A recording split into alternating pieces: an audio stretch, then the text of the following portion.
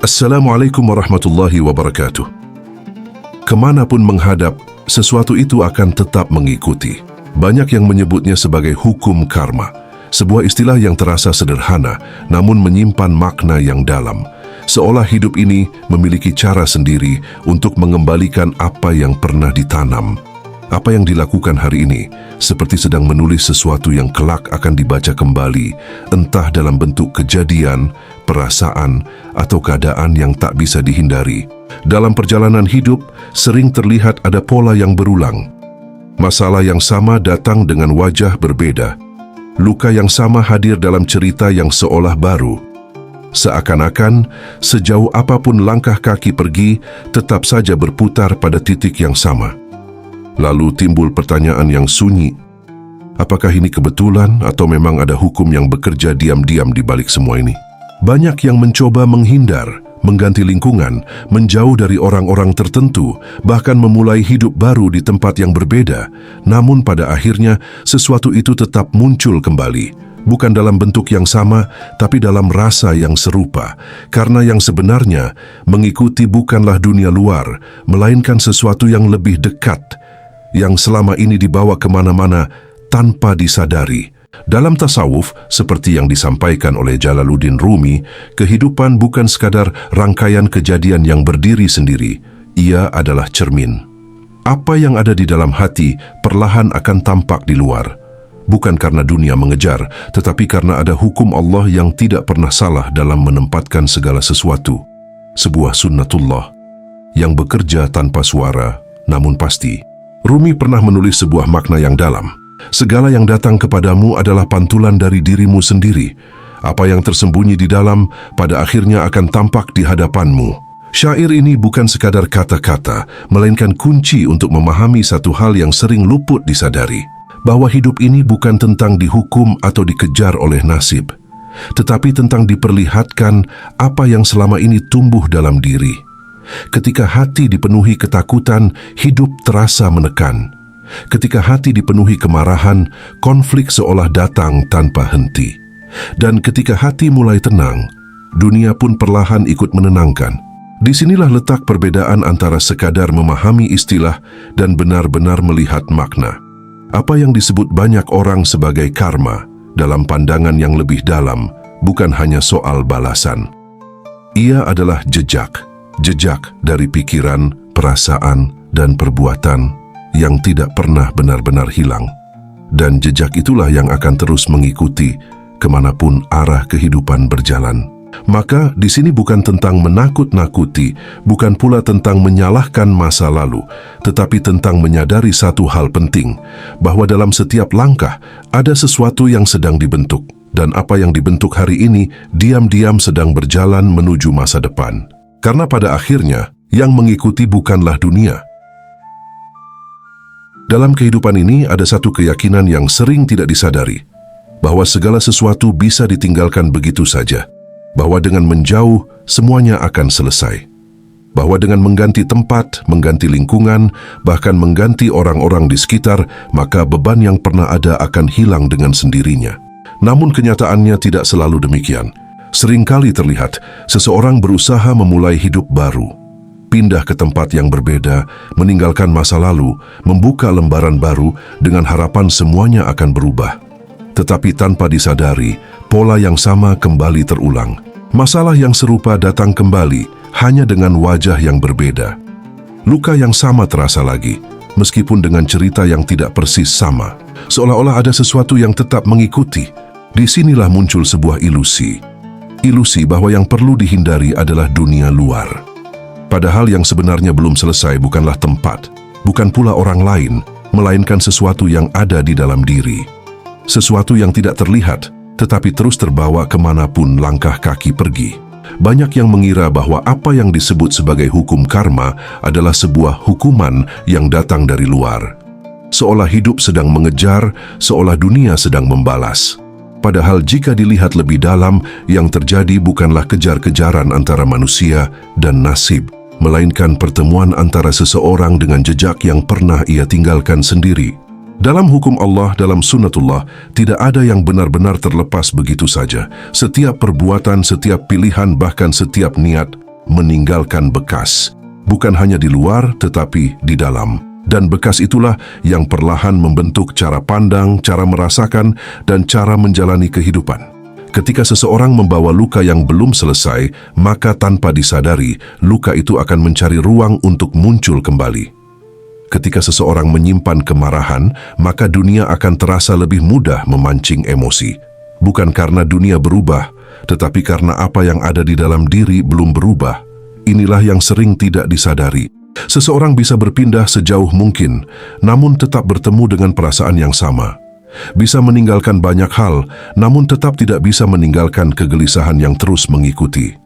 Karena yang sebenarnya dibawa bukan hanya tubuh, tetapi juga isi hati, isi pikiran, dan seluruh jejak yang pernah terbentuk di dalam diri. Sebagaimana yang sering digambarkan dalam pandangan Rumi, manusia bukan hanya berjalan di dunia, tetapi juga membawa dunianya sendiri di dalam hati. Apa yang ada di dalam itulah yang akan mewarnai apa yang terlihat di luar. Maka mencoba lari tanpa memahami ini hanyalah memperpanjang perjalanan yang sama. Karena sejauh apapun langkah diambil, selama akar dari sesuatu itu masih ada, maka ia akan tumbuh kembali.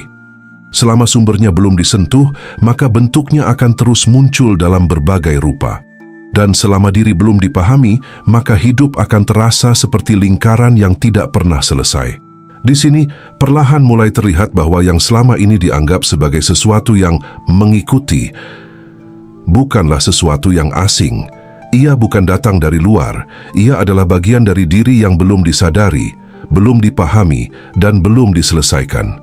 Maka ilusi terbesar bukanlah tentang adanya akibat, tetapi tentang keyakinan bahwa akibat itu bisa ditinggalkan tanpa menyentuh sebabnya. Dan selama sebab itu masih ada, maka kemanapun arah kehidupan berjalan, ia akan tetap menemukan jalannya untuk kembali. Setelah memahami bahwa tidak ada yang benar-benar bisa ditinggalkan tanpa diselesaikan, muncul satu pertanyaan yang lebih dalam. Sebenarnya apa yang sedang bekerja di balik semua ini? Ada sebagian yang menyebutnya sebagai hukum karma. Sebuah istilah yang sudah sangat dikenal, bahkan sering digunakan untuk menjelaskan kenapa sesuatu kembali kepada pelakunya. Apa yang dilakukan, itulah yang akan diterima. Apa yang ditanam, itulah yang akan dituai. Namun dalam pandangan yang lebih dalam, khususnya dalam ajaran Islam, hal ini dikenal sebagai sunnatullah, hukum Allah yang berlaku di seluruh kehidupan. Sebuah ketetapan yang tidak terlihat, tetapi nyata bekerja dalam setiap peristiwa. Tidak pernah tergesa-gesa, namun tidak pernah pula salah. Sekilas keduanya tampak sama. Sama-sama berbicara tentang sebab dan akibat. Sama-sama menjelaskan bahwa tidak ada yang terjadi tanpa alasan. Namun jika diperhatikan lebih dalam, ada perbedaan mendasar yang sering luput disadari. Apa yang sering dipahami sebagai karma cenderung dianggap sebagai sesuatu yang otomatis. Seolah setiap perbuatan langsung memiliki balasan yang pasti, tanpa ruang untuk berubah. Seolah hidup ini berjalan seperti sistem yang kaku, menimbang lalu mengembalikan dengan ukuran yang sama. Sementara dalam sunnatullah tidak sesederhana itu. Dalam sunnatullah, akibat tidak selalu datang dengan cara yang terlihat, tidak selalu datang dengan waktu yang bisa ditebak, bahkan tidak selalu kembali dalam bentuk yang sama. Karena yang dilihat bukan hanya perbuatan luar, tetapi juga keadaan hati, niat, dan kesadaran yang menyertainya. Disinilah letak kedalamannya. Dalam tasawuf, sebagaimana yang sering disampaikan oleh Rumi, kehidupan tidak hanya merespons apa yang dilakukan, tetapi juga memantulkan siapa diri ini sebenarnya. Bukan hanya tindakan yang kembali, tetapi keadaan batin yang diperlihatkan. Maka sesuatu yang kembali dalam hidup bukan sekadar balasan, melainkan pantulan. Pantulan dari apa yang selama ini dibangun di dalam diri. Ketika hati dipenuhi keikhlasan, maka yang datang pun seringkali membawa ketenangan, meskipun dalam bentuk ujian. Namun ketika hati dipenuhi kegelisahan, maka bahkan dalam keadaan yang terlihat baik, tetap terasa sempit dan tidak menenangkan. Inilah yang membedakan. Sunnatullah bukan hanya tentang apa yang terjadi, tetapi tentang bagaimana sesuatu itu dirasakan. Dua orang bisa mengalami kejadian yang sama, namun merasakan hal yang sangat berbeda. Karena yang bekerja bukan hanya peristiwa, tetapi juga kondisi hati yang menghadapinya. Dan lebih dari itu, dalam sunnatullah selalu ada ruang yang tidak dimiliki oleh pemahaman karma yang kaku, yaitu rahmat Allah. Apa yang sudah terjadi tidak selalu harus kembali dengan cara yang sama. Apa yang sudah dilakukan tidak selalu harus dibalas tanpa perubahan. Karena dalam hukum Allah selalu ada pintu untuk memperbaiki. Selalu ada jalan untuk mengubah arah. Selalu ada kesempatan untuk kembali. Bahwa hidup ini bukan sistem yang menghukum tanpa ampun, melainkan perjalanan yang selalu memberi peluang untuk sadar. Maka, ketika sesuatu yang sama terus berulang, mungkin bukan karena sedang dihukum, tetapi karena ada sesuatu yang belum dipahami, ada sesuatu yang belum disadari, dan selama itu belum disentuh, maka sunnatullah akan terus mempertemukan kembali hingga akhirnya benar-benar mengerti. Dising perlahan menjadi jelas bahwa apa yang disebut banyak orang sebagai karma hanyalah permukaan dari sesuatu yang jauh lebih dalam.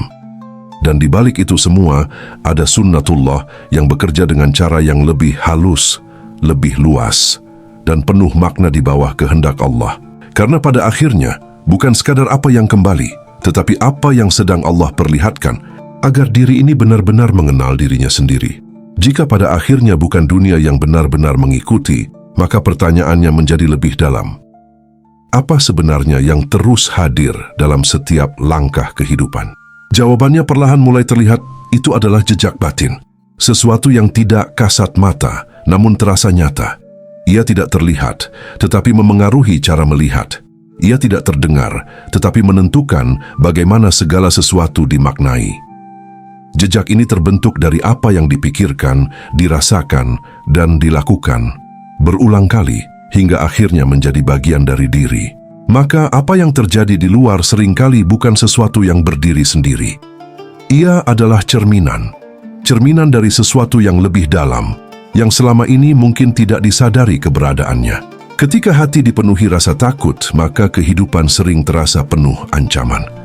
Bukan karena dunia berubah menjadi lebih berbahaya, tetapi karena rasa takut itu membentuk cara memandang segala sesuatu. Ketika hati menyimpan amarah, maka konflik terasa lebih sering datang. Bukan karena orang lain selalu salah, tetapi karena amarah itu mencari ruang untuk muncul. Inilah cara jejak batin bekerja. Ia tidak memaksa, tetapi menarik. Ia tidak terlihat, tetapi mengarahkan. Tanpa disadari, seseorang akan cenderung mendekati hal-hal yang selaras dengan isi hatinya sendiri. Dan dari situlah, kehidupan terasa seperti mengulang pola yang sama. Padahal, yang berulang bukanlah dunia, melainkan keadaan batin yang belum berubah. Inilah yang membuat seseorang bisa merasa seolah hidupnya diputar di lingkaran yang sama. Bertemu dengan situasi yang mirip, menghadapi ujian yang serupa, bahkan merasakan emosi yang tidak jauh berbeda. Semua itu bukan tanpa sebab, melainkan karena jejak batin yang masih tersimpan dan belum berubah. Namun di balik itu semua, ada satu pemahaman yang lebih menenangkan, bahwa jejak batin bukan sesuatu yang tetap. Ia bukan takdir yang tidak bisa disentuh. Ia bisa berubah perlahan seiring dengan kesadaran. Ketika seseorang mulai menyadari apa yang selama ini ada di dalam dirinya, disitulah awal dari perubahan itu terjadi. Karena apa yang ada di dalam tidak hanya memengaruhi apa yang datang, tetapi juga menentukan bagaimana sesuatu itu hadir dalam kehidupan. Dan ketika hati mulai dibersihkan, ketika pikiran mulai diluruskan, ketika kesadaran mulai tumbuh, maka jejak yang dibawa pun perlahan berubah. Apa yang sebelumnya terasa berat, mulai terasa ringan. Apa yang sebelumnya berulang, mulai menemukan jalan keluarnya. Yang selama ini mengikuti bukanlah hukuman, bukan pula sesuatu yang datang untuk menyakiti, melainkan jejak dari diri sendiri, yang sedang Allah perlihatkan, agar pada akhirnya diri ini kembali mengenal siapa dirinya sebenarnya. Setelah memahami bahwa ada jejak batin yang terus mengikuti, muncul satu pertanyaan yang paling penting. Apakah semua ini bisa diubah? Ataukah manusia hanya akan terus berjalan dalam pola yang sama, mengulang cerita yang serupa, tanpa benar-benar bisa keluar darinya? Jawabannya, bisa diubah. Namun bukan dengan cara melarikan diri, bukan dengan mengganti dunia luar, dan bukan pula dengan sekadar berharap semuanya akan berubah dengan sendirinya. Perubahan itu tidak terjadi di luar, tetapi dimulai dari dalam. Apa yang selama ini mengikuti adalah jejak batin. Maka yang perlu disentuh bukan hanya peristiwa, tetapi sumber dari jejak itu sendiri. Banyak yang memahami hukum karma sebagai sesuatu yang pasti dan tidak bisa dihindari, seolah apa yang sudah terjadi akan selalu kembali tanpa ruang untuk diperbaiki. Namun dalam sunnatullah selalu ada sesuatu yang lebih luas dari sekadar sebab dan akibat, yaitu rahmat Allah. Dalam hukum Allah tidak ada yang benar-benar terkunci. Apa yang sudah terjadi bisa diampuni, apa yang sudah rusak bisa diperbaiki, dan apa yang selama ini berulang bisa dihentikan. Disinilah letak keindahan yang sering tidak disadari. Dalam tasawuf, sebagaimana yang sering diisyaratkan oleh Rumi, perubahan bukan dimulai dari tindakan besar, tetapi dari kesadaran yang jujur. Ketika seseorang mulai melihat dirinya sendiri tanpa penolakan, tanpa pembenaran, disitulah pintu perubahan mulai terbuka. Karena selama ini, yang membuat sesuatu tetap sama bukanlah dunia, tetapi ketidaksadaran.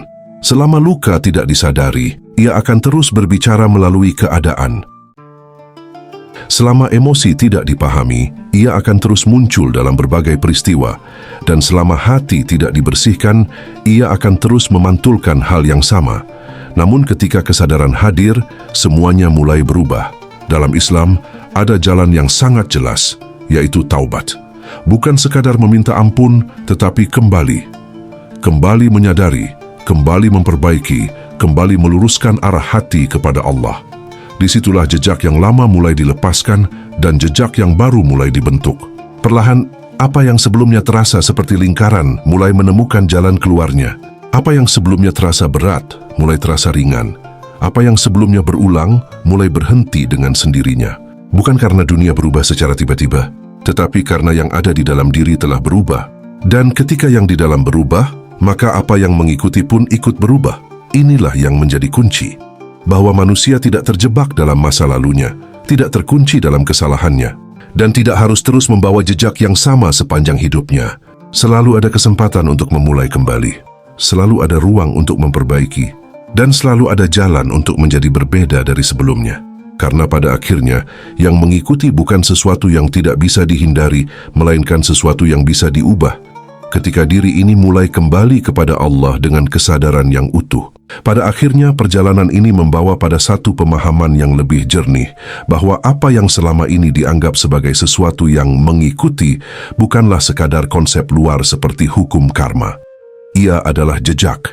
Jejak dari apa yang dipikirkan, dirasakan, dan dilakukan, yang perlahan membentuk arah kehidupan. Kemanapun menghadap, yang hadir bukanlah kebetulan. Bukan pula semata-mata nasib yang datang tanpa sebab, semua berjalan dalam sunnatullah. Hukum Allah yang bekerja dengan tenang namun pasti, tidak pernah salah alamat, tidak pernah tergesa-gesa, dan tidak pernah luput dari pengawasannya. Apa yang terjadi hari ini adalah bagian dari apa yang pernah dibentuk, dan apa yang sedang dibentuk hari ini akan menjadi bagian dari apa yang akan datang. Namun di balik semua itu, ada satu hal yang tidak boleh dilupakan. Bahwa hidup ini bukan tentang terjebak dalam akibat, bukan tentang terus dibayangi oleh masa lalu, tetapi tentang kesempatan untuk menyadari, memperbaiki, dan kembali. Sebagaimana yang sering diisyaratkan dalam kedalaman makna oleh Rumi, bahwa perjalanan manusia bukanlah tentang menjauh dari kesalahan, tetapi tentang kembali menemukan dirinya dalam cahaya kesadaran yang lebih utuh. Maka, jika selama ini terasa ada sesuatu yang terus berulang, mungkin bukan karena sedang dihukum, tetapi karena sedang diajak untuk melihat apa yang belum disadari, memahami apa yang belum dipahami, dan memperbaiki apa yang selama ini terlewatkan. Karena pada akhirnya, yang mengikuti bukanlah dunia, melainkan apa yang ada di dalam diri. Dan ketika yang di dalam mulai berubah, maka arah kehidupan pun perlahan ikut berubah. Jika makna ini terasa sampai ke dalam hati, tuliskan di kolom komentar, "Aku siap memperbaiki diriku." Bukan untuk siapa-siapa, tetapi sebagai langkah awal untuk kembali kepada Allah dan membentuk jejak baru yang lebih baik dalam kehidupan. Semoga apa yang disampaikan menjadi pengingat. Bukan hanya untuk dipahami, tetapi untuk direnungi. Karena setiap perjalanan sejatinya sedang membawa kembali kepada diri yang lebih sadar dan kepada Allah yang selalu dekat. Wassalamualaikum warahmatullahi wabarakatuh.